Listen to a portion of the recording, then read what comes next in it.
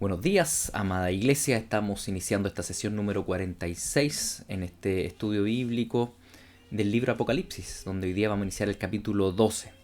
Un capítulo que tiene varias complejidades, como todos los capítulos, pero también muchas cosas preciosas, hermosas que debemos estudiar de la palabra del Señor.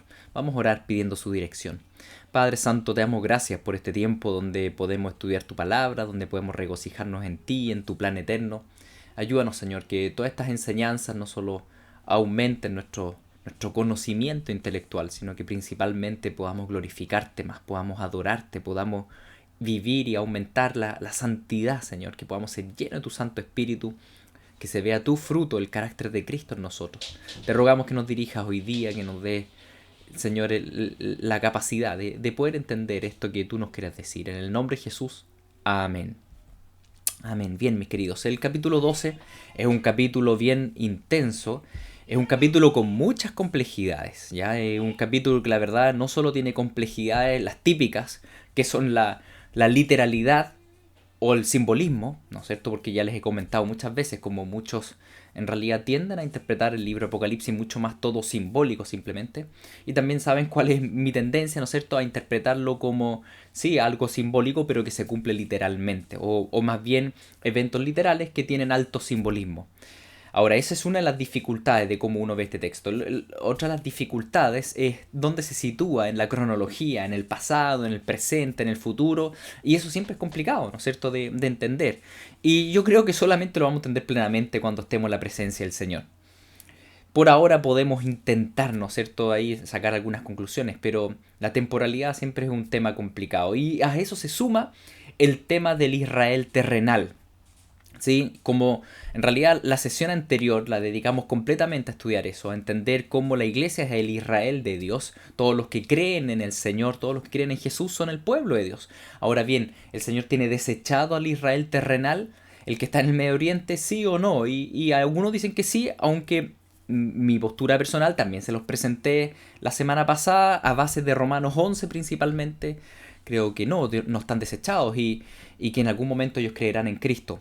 Entonces, de acuerdo a todos esos factores, uno va a leer y va a entender Apocalipsis 12. Entonces, la verdad es que es un capítulo complejo, pero creo que hay cosas que están claras, bastante claras en el capítulo, y cosas que están bastante oscuras. Y por tanto, podemos sacar ciertas conjeturas, pero podemos estar equivocados y por tanto debemos centrarnos más en las cosas que sí están claras.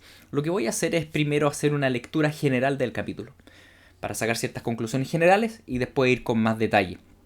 Entonces, dice así: apareció en el cielo una gran señal, una mujer vestida del sol, con la luna debajo de sus pies y sobre su cabeza una corona de 12 estrellas.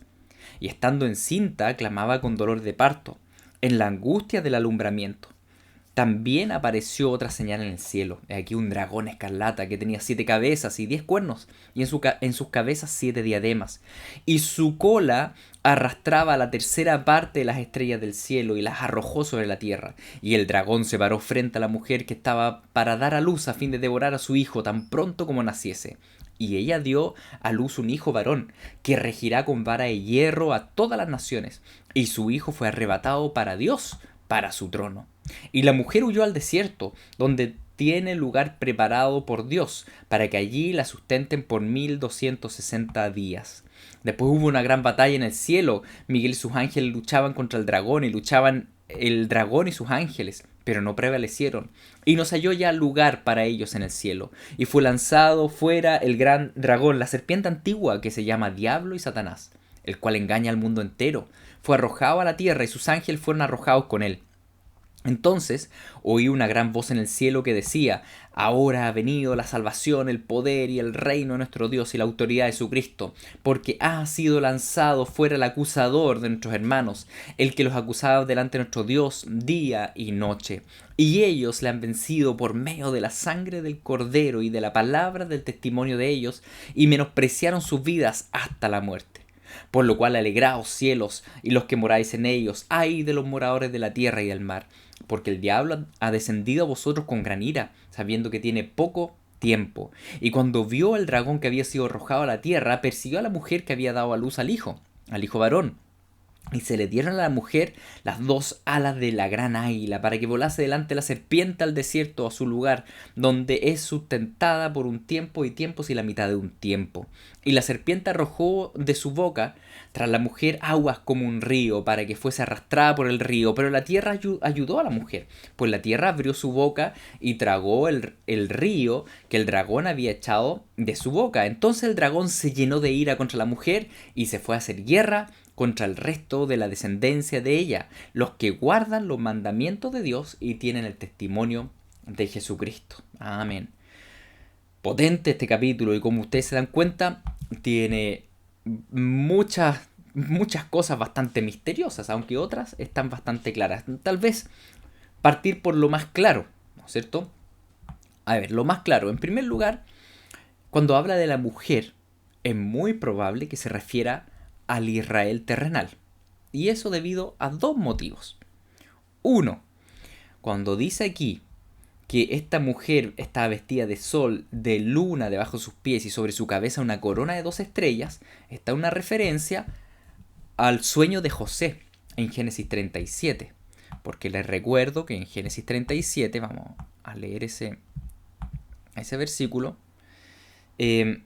dice que José, el hijo de Jacob, ¿no es cierto?, él tuvo un sueño. Y dice esto: oíd ahora este sueño que he soñado. He aquí que atábamos manojos en medio del campo, y aquí que mi manojo se levantaba y estaba derecho, y vuestro manojo estaban alrededor y se inclinaban a mí. Ese era el primer sueño. Y el segundo sueño dice: soñó a un otro sueño y le contó a sus hermanos diciendo: he aquí he soñado otro sueño, y he aquí que el sol y la luna y 11 estrellas se inclinaban a mí. Obviamente esto provocó gran enojo. Ustedes se acuerdan de la historia de José. Y cuando aquí entonces hace referencia al sol, luna y las estrellas, era su mamá, su papá y sus 11 hermanos. Y bueno, en Apocalipsis tenemos 12 estrellas porque se incluye a José. Entonces vemos esto ya como una referencia a lo que es Apocalipsis 12. ¿Ya? Por otro lado, y tal vez esto es lo más evidente en el texto, es que esta mujer dice que da a luz un hijo varón que regirá con vara de hierro a todas las naciones. Y yo creo que aquí ya no cabe la menor duda que se trata de Cristo, ¿no es cierto? Cuando esta mujer da a luz, está con dolores de parto y da a luz al Rey de Reyes, al que va a regir sobre las naciones. Más aún dice: su hijo fue arrebatado para Dios y para su trono. Este hijo entonces ascendió a la diestra del trono de Dios. Y eso al menos me parece que es bastante evidente como una señal que indica a Jesucristo mismo, al Rey de Reyes, y hace una referencia aquí al Salmo 2, esto de que Cristo va a regir con vara de hierro a las naciones. El Salmo 2 es bien potente, se lo leo también, y dice así: ¿por qué se amotinan las gentes y los pueblos piensan cosas vanas? Se levantarán los reyes de la tierra y príncipes consultarán unidos contra Jehová y contra su ungido, diciendo: rompamos sus ligaduras, echemos de nosotros cuerdas.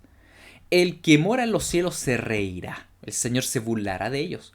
Luego hablará a ellos en su furor y los turbará con su ira, pero yo he puesto mi rey sobre Sión, mi santo monte, dice el Señor. Yo publicaré el decreto. Jehová me ha dicho: mi hijo eres tú, yo te engendré hoy. ¿Quién dice esto? Ahora esto lo dice Jesucristo, ¿no es cierto? Que el Padre le dice: mi hijo eres tú, yo te engendré hoy. Pídeme y te daré por herencia a las naciones, como posesión tuya los confines de la tierra. Este versículo, mis queridos, es algo que dice Cristo y que el Padre cumple en el Hijo. Porque dice: pídeme las naciones, te las voy a dar. Y el Padre le da las naciones al Hijo, ¿no es cierto? Y dice: los quebrantarás con vara de hierro, como vasija de alfarero los desmenuzarás. Entonces, si se dan cuenta, esta referencia de que el Mesías quebrantaría las naciones con vara de hierro significa que todas esas naciones que se subleven, que no van a querer someterse a su reinado, serán desmenuzadas, como lo que hemos leído en las trompetas, ¿no es cierto? Cuando hemos leído las últimas sesiones, las 7 trompetas. Y dice: ahora pues, oh reyes, sed prudentes, admitid amonestación, jueces de la tierra. Servid a Jehová con temor y alegraos con temblor. Honrad al Hijo para que no se enoje y perezcáis en el camino, pues se inflama de pronto su ira. Bienaventurados los que en él confían. Un precioso salmo entonces que habla del gobierno de Cristo. Y de tomar en cuenta, por un lado, la bondad de Dios, sí, bienaventurados los que confían en Él, pero también la severidad de Dios, donde dice, tiemblen ante Él, alégrense, pero con temblor, ¿no es cierto? No vaya a ser que se enoje con ustedes, le dice a las naciones. Entonces, cuando leemos en Apocalipsis 12, que a esta mujer, probablemente refiriéndose al Israel terrenal, le nace un hijo que rige las naciones con vara de hierro, probablemente se refiere a Cristo, ¿no es cierto? Que ascendió, fue arrebatado por Dios después de resucitado, ¿no es cierto? Ascendió y está ahora a la diestra de Dios Padre en el trono, tal como lo vio Esteban, ¿no es cierto? Cuando estaba siendo martirizado. Entonces, yo creo que estos son temas que vemos claramente y eso significa que este capítulo, por un lado, va a decir cosas que pasaron durante la época de la muerte y resurrección de Cristo y ascensión de Cristo, ¿ya? Porque eso es una referencia directa que tenemos aquí. Pero al mismo tiempo, hay cosas de este capítulo que nos van a hablar del futuro o el futuro próximo al retorno de Cristo. ¿Y cómo vemos eso? Sobre todo por lo que vemos aquí, ¿no es cierto?, citado en cuanto a la mujer y los 3 años y medio, que yo ya les expliqué, ¿no es cierto?, extensamente un par de sesiones atrás, todas las referencias bíblicas respecto a esos 3 años y medio, cómo se repite esto en el capítulo 11, 12 y 13, y cómo en realidad esos 3 años y medio hacen referencia al gobierno del anticristo, ¿no es cierto? Entonces, obviamente desde una postura más literalista, y bueno, la argumentación ya se la di extensamente. Entonces, considerando eso y cómo este capítulo 2 está conectado al capítulo 13, que habla, ¿no es cierto?, de este gobierno del anticristo, es que tenemos aquí una serie de tensiones que no todas las podemos resolver, pero podemos ir analizándolas poco a poco. Vamos entonces del comienzo nuevamente. Tenemos a esta mujer, probablemente Israel, ¿no es cierto? El Israel terrenal, una mujer vestida de sol, con la luna debajo de sus pies, sobre su cabeza una corona de 2 estrellas, y estando encinta clamaba con dolores de parto en la angustia de alumbramiento. Israel dio a luz al Mesías. Y esto es un tema que es recurrente en la narrativa de la historia bíblica, algo que era imposible para la humanidad. Es que una estéril dé a luz. Era imposible, ¿no es cierto? Y una y otra vez en la historia del pueblo de Israel vemos que Dios permite que una estéril dé a luz. Sara era estéril, da a luz a Isaac. Rebeca también era estéril y da a luz, ¿no es cierto?, a estos gemelitos.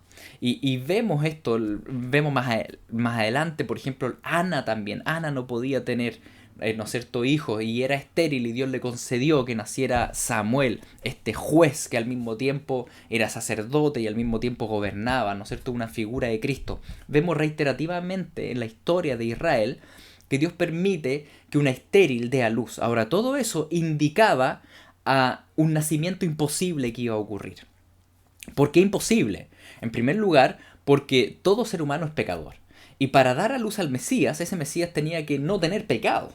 Entonces, ¿cómo un ser humano pecador podía dar a luz a un Mesías que era sin pecado y que gobernara eternamente, ¿no es cierto?, bajo la gracia eterna de Dios? Eso era imposible. A nadie se le ocurrió siquiera la posibilidad de lo que realmente pasó. Lo que pasó fue más imposible aún que la estéril dando a luz. Es que la Virgen dio a luz. Y dio a luz concebida por obra del Espíritu Santo. Es decir, lo que era absolutamente imposible, que un pueblo terrenal, un pueblo pecador, diera a luz un Mesías sin pecado, finalmente ocurrió.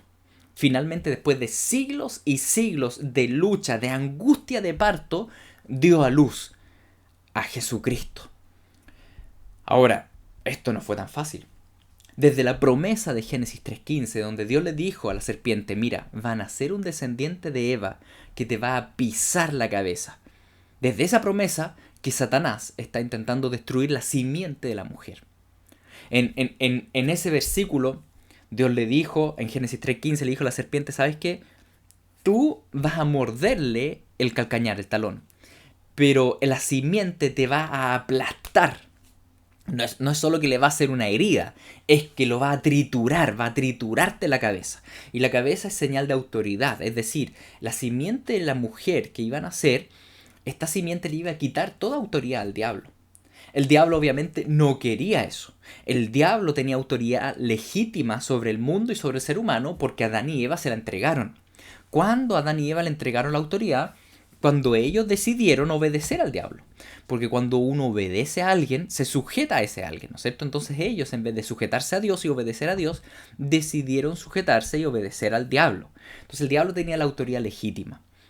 Y como estaba esta profecía de que de la simiente de la mujer iba a nacer alguien que iba a quitarle la autoridad, obviamente el diablo, ¿qué hizo? Hizo lo que sale aquí escrito. Dice entonces, versículo 3, también apareció otra señal en el cielo, aquí un gran dragón escarlata que tiene 7 cabezas y 10 cuernos y en sus cabezas 7 diademas y su cola arrastraba la tercera parte de las estrellas del cielo y las arrojó sobre la tierra. Y el dragón se paró frente a la mujer que estaba para dar a luz a fin de devorar a su hijo tan pronto como naciese. Este dragón, más adelante dice que es el diablo, ¿ya? ¿Y qué hizo el diablo entonces? El diablo estuvo todo el rato en toda la historia del pueblo de Dios intentando que no naciera el Mesías.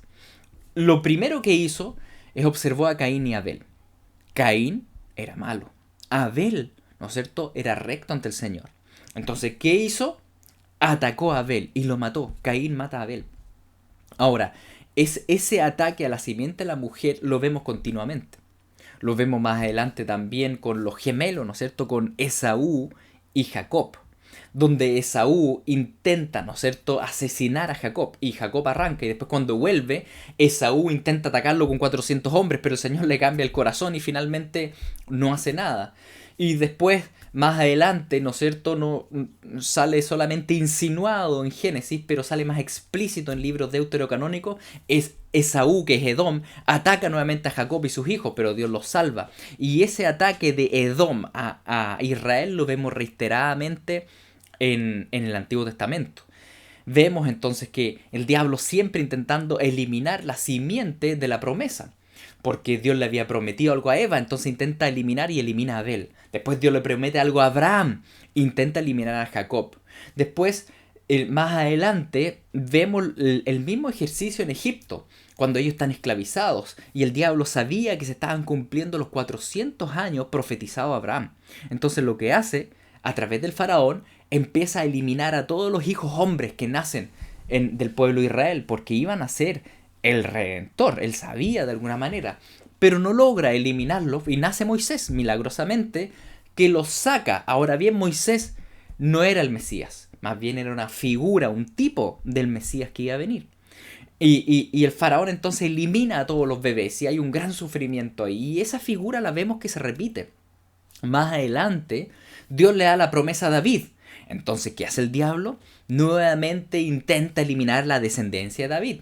Y casi lo logra por medio de una reina malvada llamada Atalía, que en su época mató a toda la descendencia de David, menos a uno, a Josías, que sobrevivió milagrosamente. Y así el Señor, generación tras generación, logró salvar de la boca del dragón a la simiente, hasta que llegamos a la época de Cristo.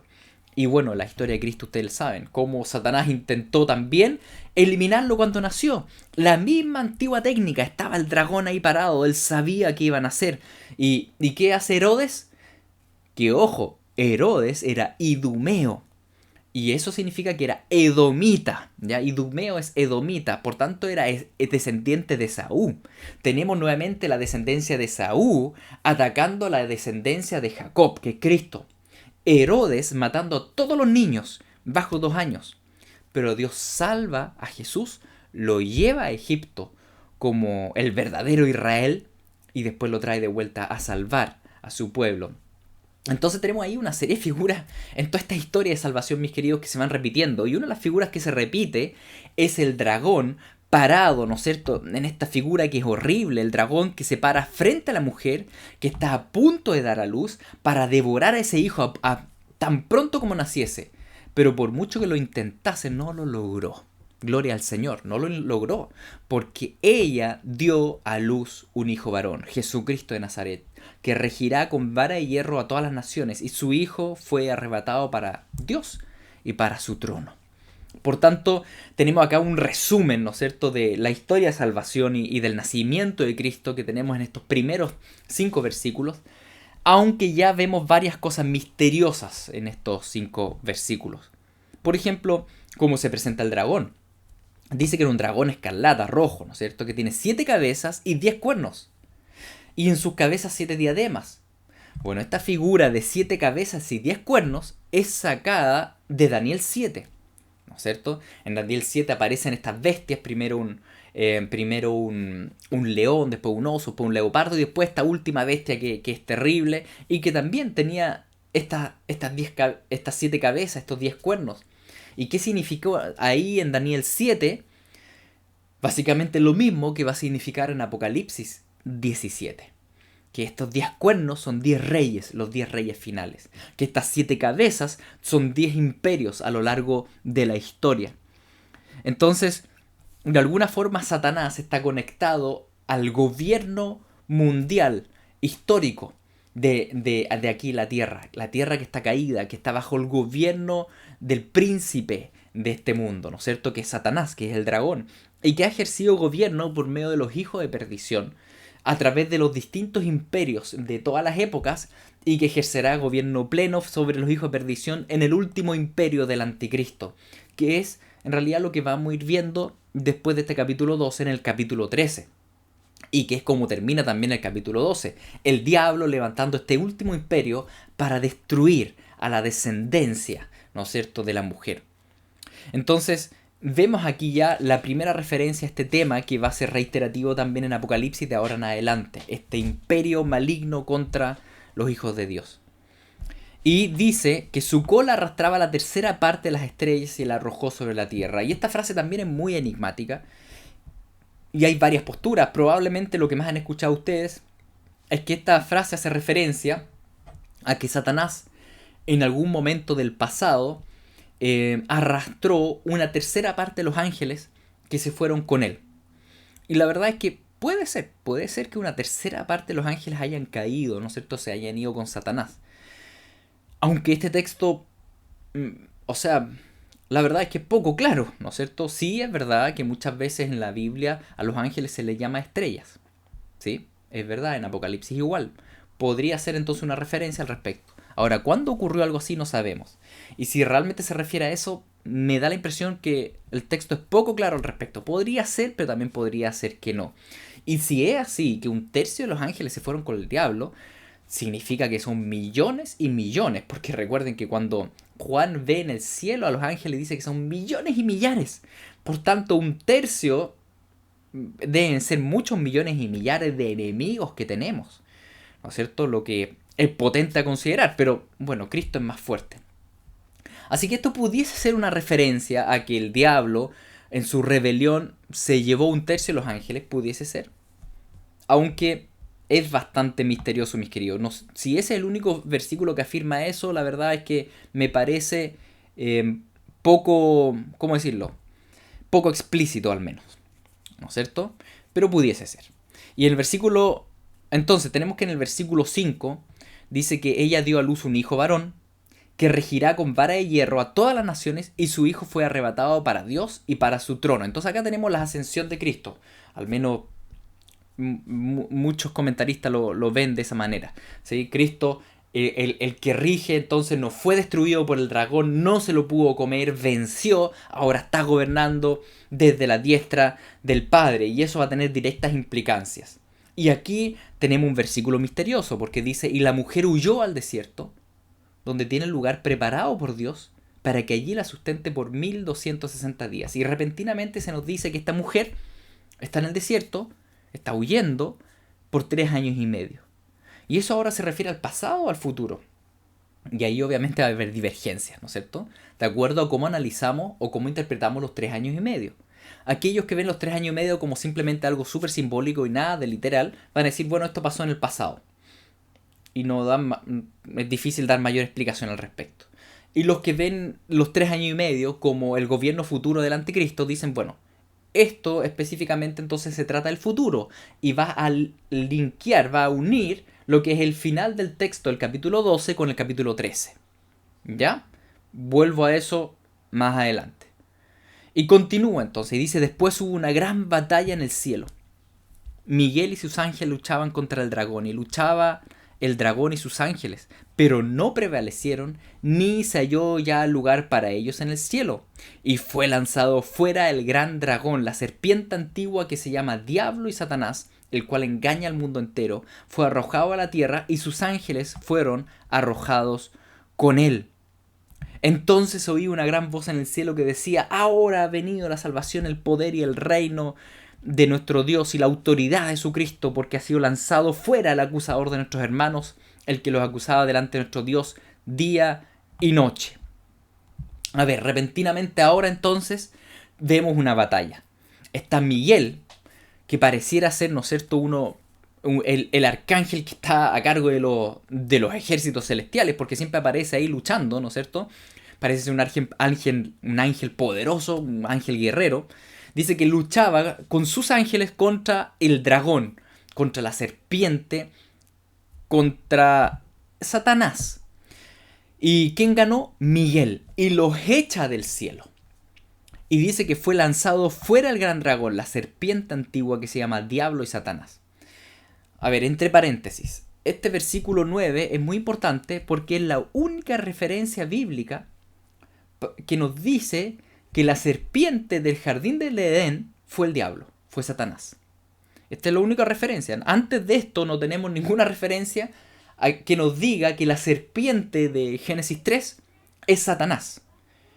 Resulta que para entender el comienzo de la Biblia entonces, que es Génesis 3, tenemos que leer el final de la Biblia, que es Apocalipsis 12. Y solamente en Apocalipsis 12:9 se nos dice que esa serpiente era el diablo. Por tanto, para que veamos lo unida que está la escritura, ¿no es cierto? Y cómo se autointerpreta. Si no tuviésemos este versículo en la Biblia, la verdad es que no podríamos decir con plena certeza que la serpiente en el capítulo 3 es el diablo, ¿no es cierto? Pero gracias a este versículo nos queda bien claro que cuando se habla del dragón es la serpiente antigua y el diablo es Satanás. Y cuando hablamos de Satanás estamos hablando del querubín caído. Cuando les hablé en Apocalipsis 4 de los querubines, vimos que eran una especie de criaturas gloriosas y santas. No sabemos si son una especie de ángeles o otras, porque son más bien descritas como bestias. Y que es de alguna forma es bien llamativo que Satanás también se ha descrito como una bestia. Y las otras 4 bestias que están ahí alrededor del trono, ¿no es cierto?, indican otras clases de animales, como el león, el toro, ¿no es cierto?, y el águila y el hombre, que indican a días de la creación. Pero tenemos siempre al diablo, que está relacionado al reptil, al dragón, a la serpiente. Por tanto, tal vez puede ser un querubín que tenía que ver con eso, ¿no es cierto? Y bueno, si quieren repasar el tema lo pueden ver ahí en la sesión que hablamos de Apocalipsis 4. Puede ser que este querubín caído sea precisamente haya sido el que de alguna forma estaba relacionado a los reptiles. Y bueno, procuró su propia gloria y eso le fue de destrucción. Y termina siendo el más necio de los necios al intentar oponerse al Dios Todopoderoso. Satanás, entonces, siempre piensa de alguna manera que se puede salir con la suya, y la verdad es que nunca se sale con la suya, es imposible, porque el Creador siempre está 1000 pasos delante de cualquiera de sus criaturas. Entonces, tenemos a Satanás acá luchando, que lucha contra Miguel, pero no logra vencer. Este querubín caído, que no quiso glorificar a Dios, finalmente, y estas son las paradojas, ¿no es cierto? Finalmente este querubín que no quiso glorificar a Dios como los demás querubines que están alrededor y dicen santo, santo, finalmente Satanás sirve igual para la gloria de Dios. Finalmente él igual glorifica a Dios, precisamente llevando a cabo todos los planes de Dios con pura ira y enojo, e incluso matando a Cristo, pero eso redunda igual en la gloria de Dios, porque nos habla de la gracia de Dios. Qué tremendo cómo el Señor es tan sabio, ¿no es cierto? Y cómo es imposible oponerse. Y tenemos entonces a este querubín enojado que se opone a Dios y que no quiere glorificarle, pero finalmente redundará igual en gloria a Dios, porque Dios demostrará su poder, ¿no es cierto? Y su ira y su juicio, incluso manifestó su misericordia al mundo por medio, ¿no es cierto?, de la cruz de Cristo. Entonces, tenemos esta lucha entre Miguel y Satanás y sus ángeles, una lucha en el cielo, y que nuevamente muchos sitúan esto en algún punto entre la creación de todo y el jardín del Edén y la caída del hombre. ¿Por qué dicen esto? Porque dicen, bueno, si la serpiente ya era mala cuando aparece Adán, entonces significa que por ahí hubo una lucha y fueron expulsados del cielo. Miren, puede ser, pero la verdad es que no hay ninguna referencia bíblica de eso.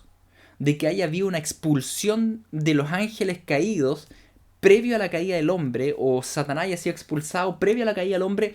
La verdad es que la evidencia bíblica no indica eso. A ver, la primera evidencia bíblica que nos habla, ¿no es cierto?, de que ángeles fueron apresados o expulsados es en Génesis 6, ¿no es cierto? Un tema que hablamos hace un par de sesiones atrás, cuando ángeles fornicaron, tuvieron hijos con seres humanos. Y que eso después Pedro y Judas, ¿no es cierto?, hablan de que fueron encarcelados esos ángeles. Ahí esa sería una primera referencia. Aunque en todo el Antiguo Testamento vemos que el diablo tiene pleno acceso al trono de Dios. Lo vemos en la época de Job, lo vemos también en esta visión que tiene el profeta Zacarías en el capítulo 3, donde está, de hecho, el diablo parado ante Cristo, ¿no es cierto?, y acusando al sumo sacerdote Josué. Por tanto, no pareciera ser que el diablo y sus demonios o sus ángeles caídos hayan sido todos expulsados, ¿no es cierto?, antes del jardín del Edén. Da la impresión, incluso este mismo texto de Apocalipsis 12, que Satanás y sus ángeles fueron expulsados luego que Cristo venció legítimamente en la cruz y ascendió al trono. Porque recuerden que lo que aquí acaba de salir es que este hijo varón que iba a pisar la cabeza a la serpiente, le iba a quitar la autoridad, dice que regirá, ¿no es cierto?, con vara de hierro, y este fue arrebatado para Dios y para su trono, y después hubo una batalla en el cielo. Es decir, da la impresión, yo no lo sé, pero me da la impresión que el texto indica eso, ¿no es cierto?, de que después de esta ascensión de Cristo hubo una batalla en el cielo y Miguel y sus ángeles lucharon contra el diablo, y el diablo no prevaleció y fue echado fuera. Y la evidencia interna del texto indica eso, porque una vez que son arrojados fuera, dice, oí una gran voz en el cielo que decía, ahora ha venido la salvación, el poder y el reino de Dios y la autoridad de su Cristo, porque ha sido lanzado fuera el acusador de nuestros hermanos, el que los acusaba delante de nuestro Dios día y noche. Y eso es lo que vemos en el Antiguo Testamento. Vemos al diablo ante Dios rindiendo cuenta por el mundo, como lo vemos en el libro de Job, y que Dios le preguntaba, ¿tú viste a Job? No sé si usted se acuerda de esa historia, me imagino que sí. Y él acusaba a los santos delante de Dios. Pero ya en el Nuevo Testamento no vemos al diablo ante el trono de Dios. No lo vemos ni en las cartas del Nuevo Testamento, ni tampoco en Apocalipsis. Cuando Juan sube, no ve al diablo en ningún lado. El diablo ya no está en el cielo. ¿Cuándo fue expulsado del cielo?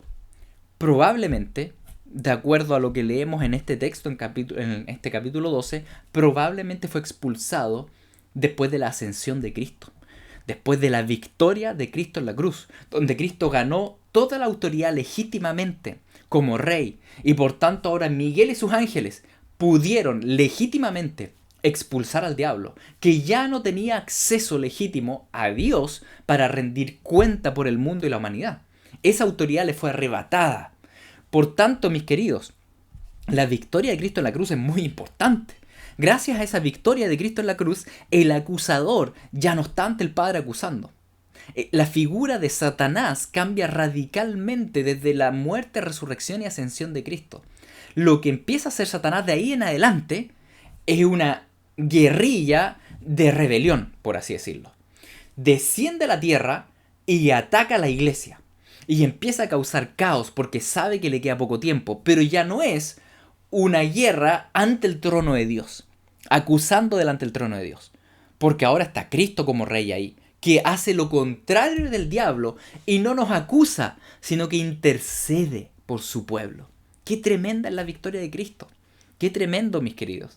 En el Antiguo Testamento el diablo acusaba desde el nuevo pacto, desde lo que Cristo hizo en la cruz. Ahora tenemos otro gobernante. No es el diablo, es Cristo que intercede por nosotros. No nos acusa, intercede. Qué tremendo, qué gracias al Señor por esto. Y por eso yo creo que se oye esta gran voz de alabanza en el cielo que decía: ahora ha venido la salvación, el poder y el reino de nuestro Dios y la autoridad de su Cristo, porque ha sido lanzado fuera el acusador de nuestros hermanos, el que lo acusaba delante de nuestro Dios día y noche. Y en este sentido,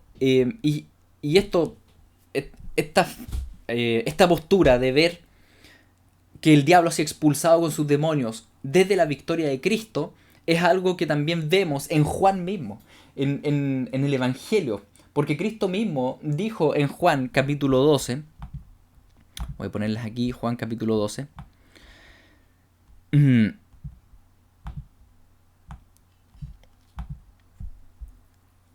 dice en el versículo 31,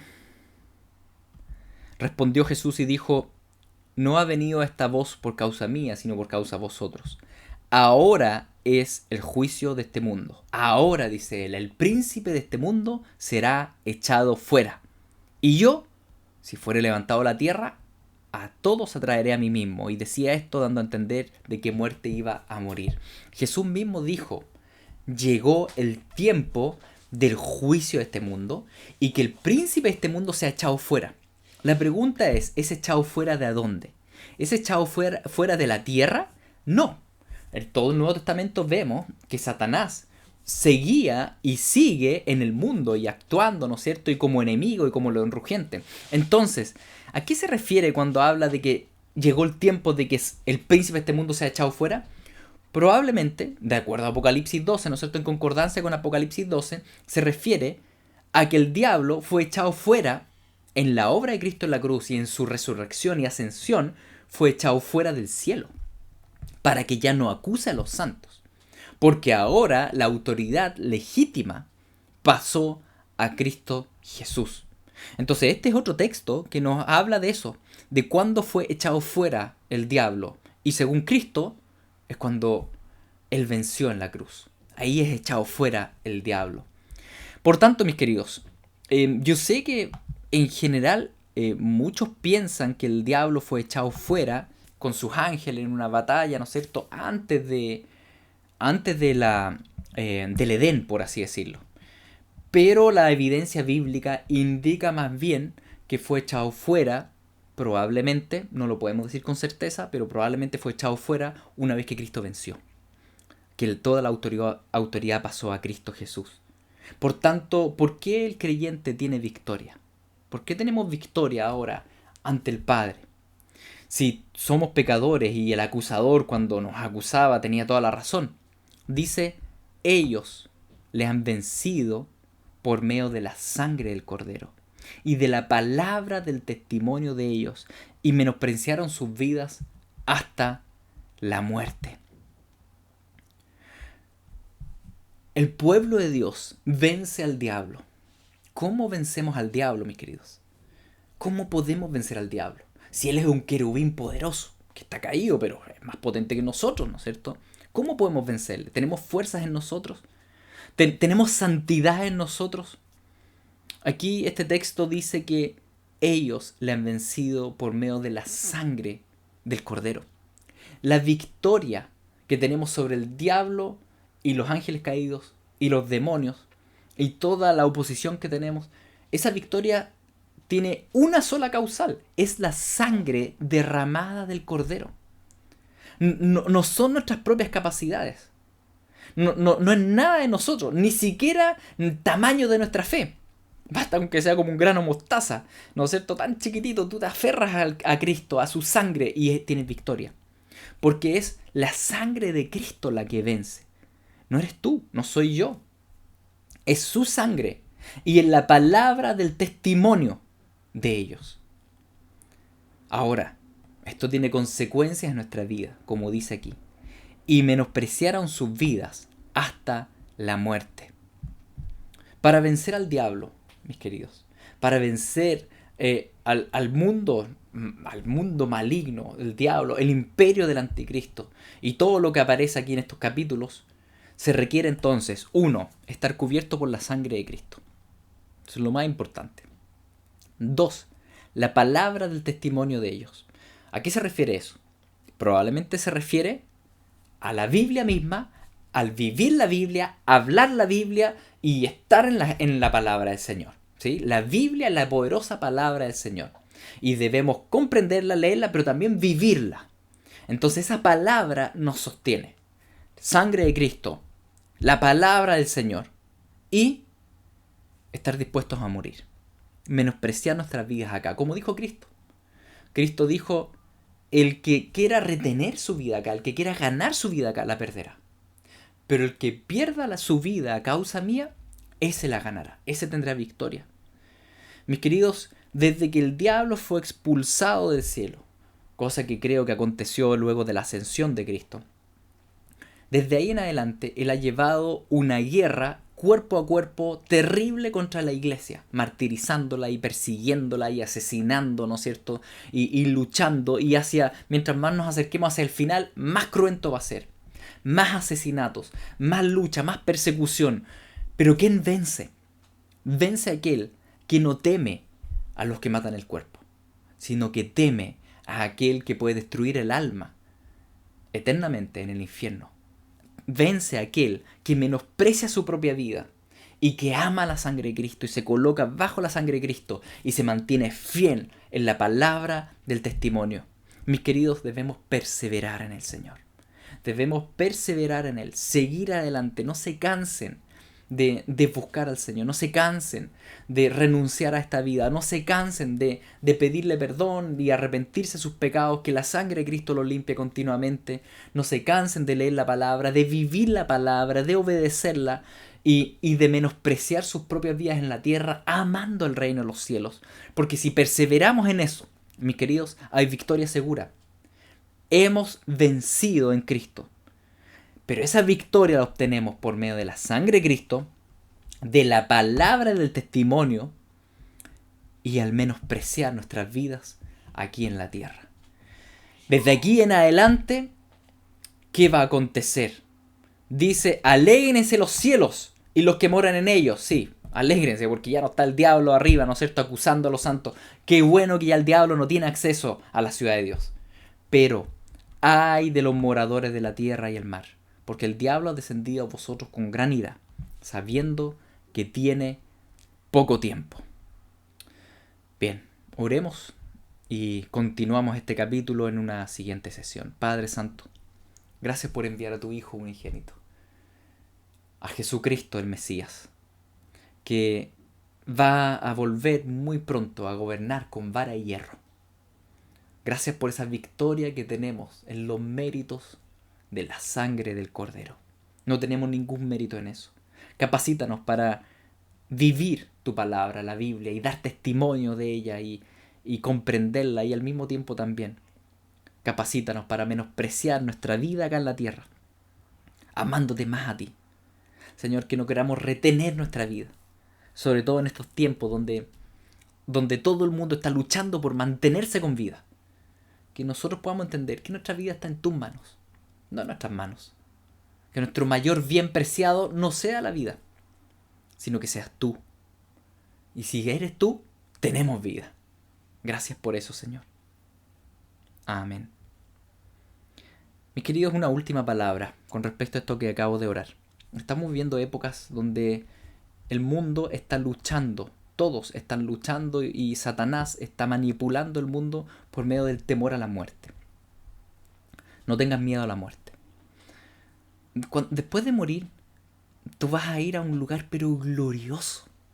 Va a haber tanto gozo para ti. No tengas miedo a la muerte. No intentes retener tu vida. La única forma que Satanás quiere manipular este mundo a través del temor de la muerte. Pero ¿a dónde está la muerte, tu aguijón? A través del temor a la muerte en la pandemia, ¿no es cierto? Está obligando al mundo a hacer muchas cosas. pero tú no te dejes obligar. Porque ¿para qué vas a retener esta vida? Nosotros vamos a morir cuando Dios quiera que muramos. Y hasta que no cumplamos su voluntad acá en la tierra somos inmortales. Somos inmortales hasta que el Señor nos quiera llevar. Y Él nos va a llevar cuando Él quiera, no cuando nosotros queramos. Por tanto, no tengas miedo a la muerte. No te dejes manipular por temor a la muerte, por temor a la enfermedad, temor a la pandemia, temor al coronavirus, temor por tantas cosas. Que el diablo no te manipule. Porque nosotros estamos dispuestos a menospreciar, como dice este texto, nuestras propias vidas por causa de Cristo. El que quiera guardar su vida y ganar su vida en esta tierra, la perderá. Pero el que esté dispuesto a dejarla por Cristo, ese la ganará. Así que, por favor, no te dejes manipular por temor a perder la vida. Si debemos morir, que así sea. Gloria al Señor. Para nosotros el morir es ganancia y el vivir es Cristo. Que les vaya bien. Nos vemos en una siguiente ocasión.